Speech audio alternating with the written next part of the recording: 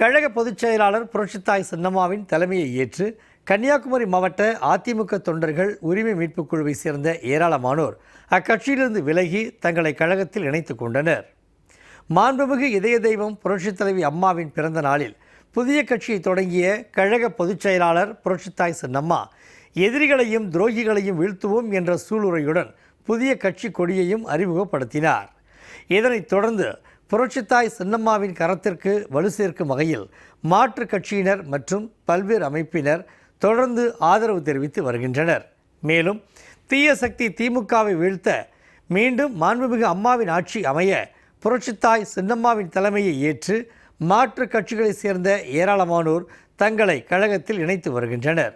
அந்த வகையில் அதிமுக தொண்டர்கள் உரிமை மீட்புக் குழுவைச் சேர்ந்த கன்னியாகுமரி மாவட்ட எம்ஜிஆர் இளைஞரணி செயலாளர் நேரு என்கிற சுப்பிரமணியம் தலைமையில் ஏராளமானோர் கழக பொதுச் செயலாளர் புரட்சித்தாய் சின்னம்மாவின் தலைமையேற்று தங்களை கழகத்தில் இணைத்துக் கொண்டனர்.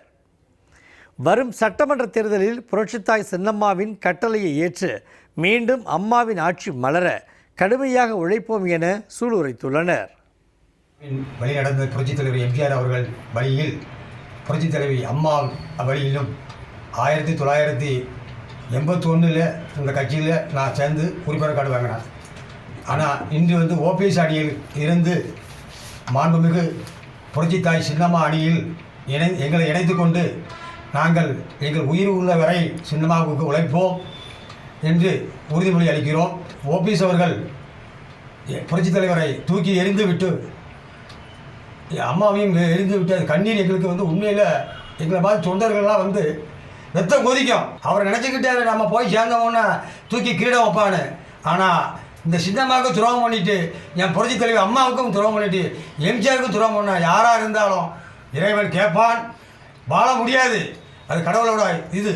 அதனால் நான் சின்னம்மாவோட இணைந்து நாங்கள் எங்கள் உயிர் உரை இருக்கிறதையும் அண்ணன் மில்டன் அவர்களுக்கு இணைந்து நாங்கள் எங்கள் கட்சியில் இணைந்துள்ளோம். சின்னம்மா கட்சி தொடங்கினால் அவங்களுக்கு எங்கள் உயிர் உள்ளவரை நாங்கள் மறக்காமல் அந்த பணியை எங்கள் தொடருவோம்.